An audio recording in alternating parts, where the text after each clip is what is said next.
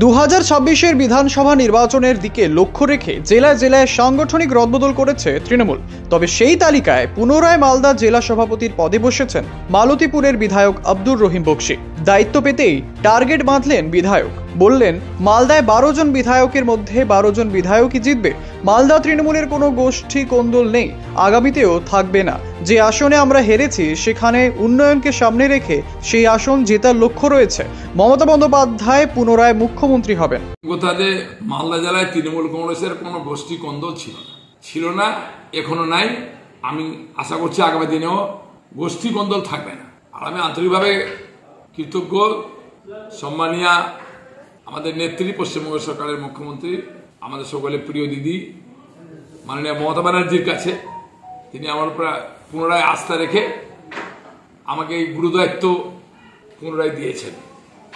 আমি আন্তরিকভাবে কৃতজ্ঞ অভিষেক ব্যানার্জি, আমাদের সর্বভারতীয় সাধারণ সম্পাদক। আমি আন্তরিকভাবে কৃতজ্ঞ আমাদের পশ্চিমবঙ্গের দলীয় সভাপতি সম্মানীয় সুব্রত বক্সী মহাশয়ের কাছে, তারা আমার উপর আস্থা রেখে এই দায়িত্বভার আমাকে দিয়েছে। অপরদিকে মালদার সাংগঠনিক রদবদলের কথা জানতে পেরে জেলা তৃণমূল কার্যালয়ে কার্যত খুশির জোয়ার। পুনরায় দলের জেলা সভাপতি নির্বাচিত হওয়ায় আব্দুর রহিম বক্সীকে সংবর্ধনা জানান একাধিক তৃণমূল নেতাকর্মীরা। মালদা থেকে মাধব কুমার মণ্ডলের রিপোর্ট, খবর বাংলা।